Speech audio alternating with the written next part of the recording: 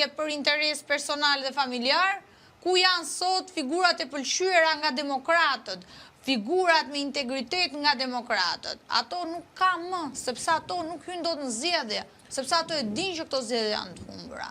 Dhe këto do humben edhe më thellë se ç'ishte 11 maj. Këto zgjedhje ju thoni që janë të humbura, Alesja? Po pa diskutim ti ke ndonjë shpresë që Partia Demokratike mund të fitojë zgjedhjet. Po nëse zgjedh një kandidat për shembull, as lloj kandidati nuk mund zgjedhësh, sepse kandidati në radhë parë duhet të jetë politik, zotëri.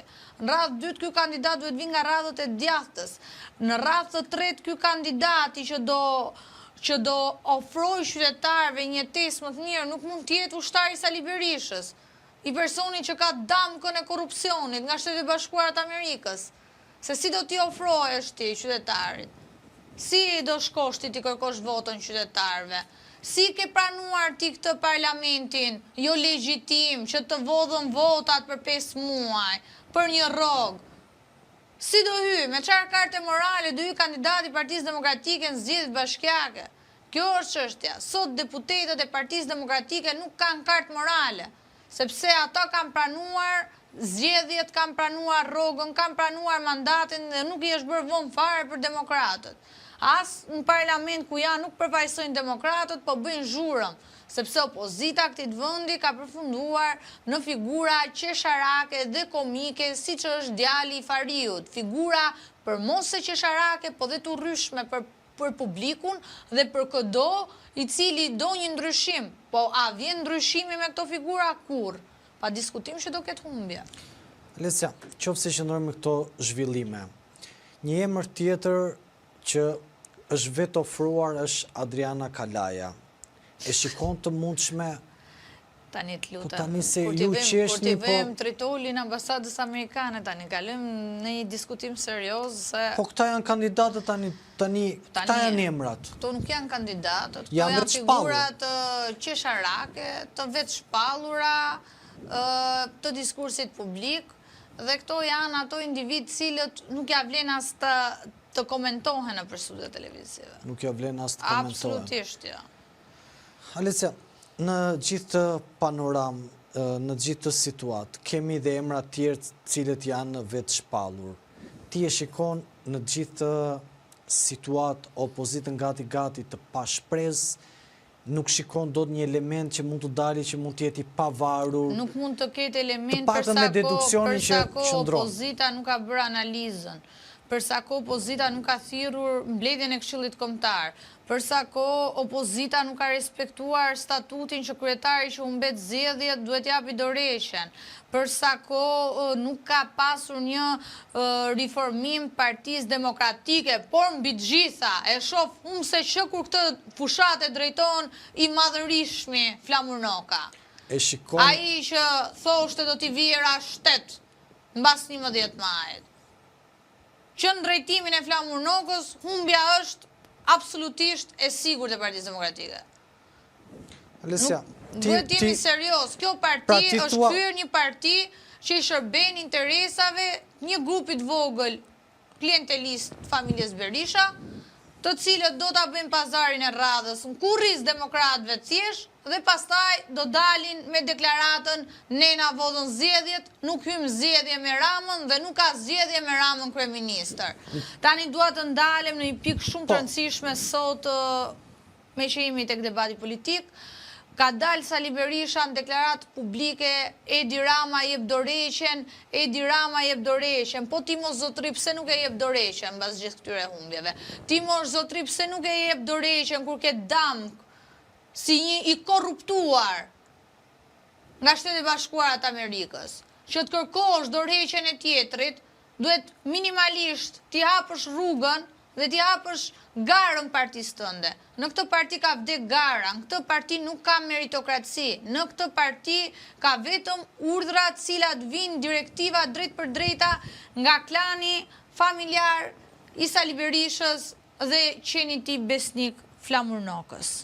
Alesja, në gjithë të zhvillim dhe në këtë ngjarje, ju e prekët pak, por unë doja t'i rikthehem përsëri. Pavarësisht rezultatit që ka marrë PD-ja në Tiranë, pavarësisht rezultatit që dhe sekretari i përgjithshëm Flamur Noka duhet të ketë përgjegjësinë e vet, zoti Berisha e gradon përsëri me pushtet politik ku emrat do filtrohen prej ti, prej Belin Kolliçit dhe më pas do dorëzohen në zyrën. Ermal, ta thash në fillim që PD-ja nuk është e tensionuar, është e shtensionuar. PD-ja e di që do humbi, PD-ja e ka dhënë në tavolinë, PD-ja ka bërë pazarin e radhës, në kurris atyre demokratëve, e ka gati alibin e radhës, kështu që nuk ka që diskutohet këtu fare. Partia Demokratike sot nuk përfaqëson më demokratët, por përfaqëson vetëm interesat e ngushtë familjes Berisha. Është një keqardhje e madhe që eri përsëris dhe rithem, që Partia Demokratike tjetë alternativë me autoritet e besueshme për të votuar nga populli shqiptar, duhet pa diskutim të ndrojë leadershipin që ka 35 vite që e mban peng Partinë Demokratike të Shqipërisë. Pa u ndruar Berisha dhe pa ikur elita e vjetër e kësaj partie, nuk mund të ketë fitore kjo partie.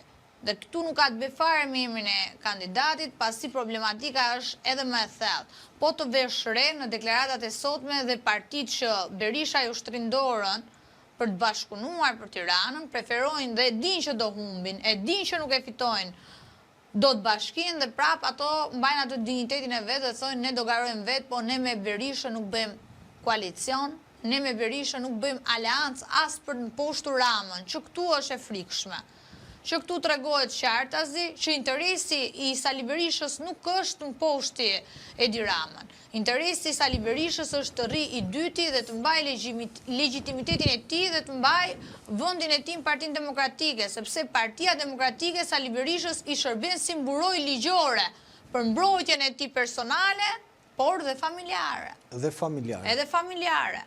Kështu që në këtë kontekst, Sali Berisha nuk e ka luftën me Ramën. Sali Berisha do bëj pazarin e radhës në kurriz të gjithë shqiptarëve dhe jo vetëm demokratëve, dhe shumë shpesh thonë është demokracia në rrezik, këtu është në rrezik opozita, se nuk ka opozit. Është opozita në rrezik. Këtu është opozita në një kapje të madhe nga një klan klientelist dhe nuk e lën Shqipërinë të marrë frymë. Problemi më i madh që ka Shqipëria sot është mungesa e opozitës. Mungesa e opozitës i jep pushtetin absolut Ramës që të bëjë çfarë të dojë dhe të veprojë si të dojë, sepse mungon mungesa e llogarisë, mungon dinjiteti, mungon morali, por mbi të gjitha ka dhe një faktor të rëndësishëm që shumica e individëve që janë deputet nga Partia Demokratike janë të lidhur ngushtë me pushtetin, janë të lidhur ngushtë me interesat e pushtetit. Ne shohim nusen e dikujt që qanë aty për ulësiun, nga ana tjetër, këte i shanë qeverin. Po si mund shash të qeverin? Të opozitës qanë për ulësiun dhe shanë Ramën? Kur ti e ke gruan të punësuar, unë këtu i referojmë deklaratave të zonjës Kryemadhi, por edhe sa kam parë në media, normalisht, kur ti e ke nusen të punësuar në Ministri Drejtësisë, nga ky hajduti nga narkoshteti, e këte në parlament bën deputetin, për opozitën kjo gjë nuk shkon. Shqiptarët nuk janë budallenja mal. Shqiptarët kuptojnë se ti o po e lufton regjimin o je i punësuar i regjimit. Apo ja? Shumë e vërtet është kjo. Se në qofë se ti e lufton regjimin... Se në qofë se regjim s'mund të kesh njerin në punësuar. Në qofë se po lufton në regjimin, narkoshteti, si që i thojnë këto Ramës, Krye Hajduti, atër pse nusja jote duhet i shërbej këtit narkoshteti dhe...